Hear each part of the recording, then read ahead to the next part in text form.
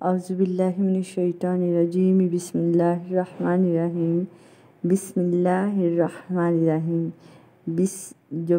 جو با کے نیچے جر دیتا ہے یا زیر ہے اس کا مطلب ہے ساتھ. اسم اس کا مطلب ہوتا ہے نام. اللہ بسم اللہ شروع اللہ کے نام سے یا ساتھ نام اللہ کے. الرحمن جو بہت زیادہ مہربان ہے. الرحیم اور وہ بہت زیادہ رحم کرنے والا ہے.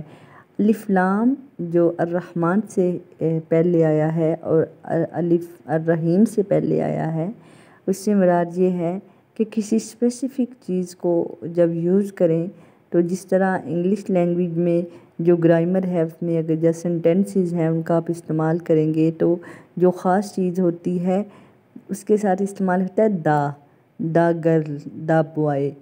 تو ویسے بھی بوائز ہوتے ہیں ویسے بھی گرلز ہوتے ہیں، لیکن جب کسی اسپیسیفک چیز کو خاص کرنا ہو تو وہ انگلش لینگویج کا یہ رول ہے کہ وہ اس کے ساتھ لگاتے ہیں دا.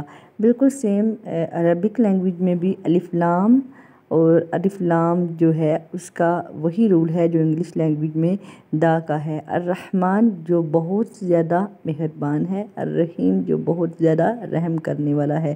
یعنی یہ رحمان اور رحیم اور بھی ہو سکتے ہیں، لیکن اللہ تعالیٰ جو ہے وہ ان کی جو مہربانی ہے یا ان کی جو رحمت ہے وہ سب سے زیادہ اسپیسیفک ہے، خاص ہے.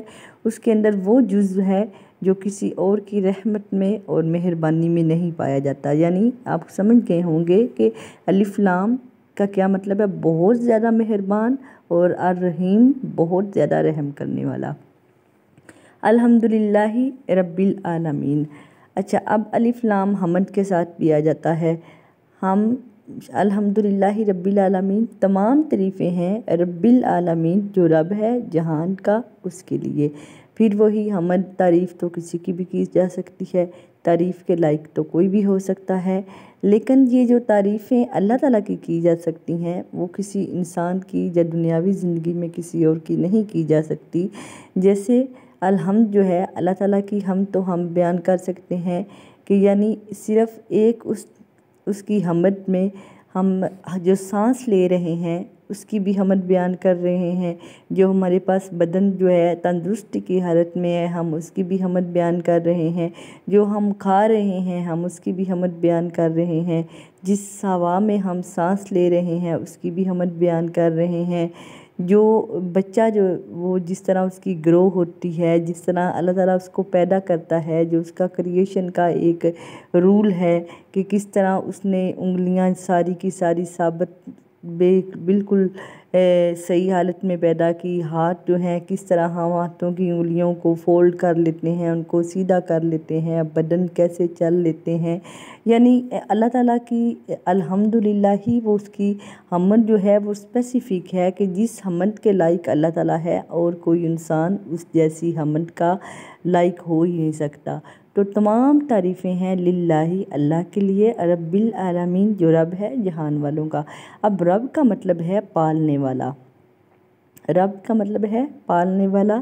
عالمین جو سارے جہان کو پالنے والا ہے.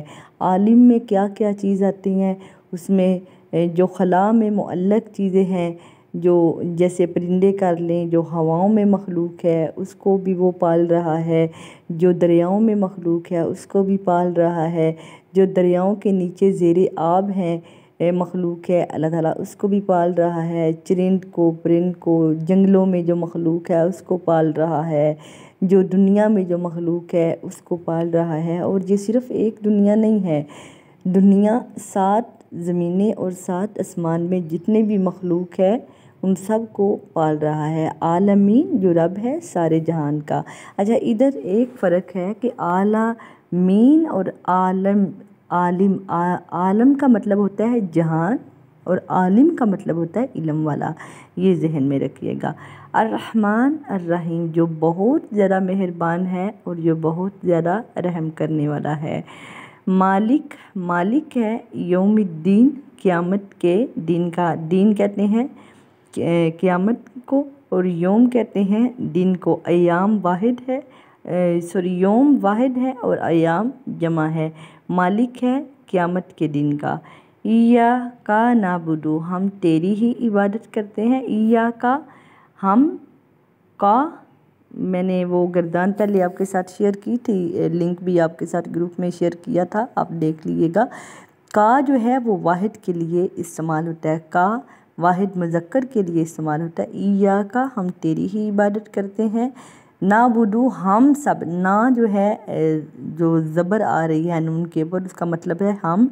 नाबुदु, हम सब इबादत करते हैं तेरी। व इय्याका, और हम।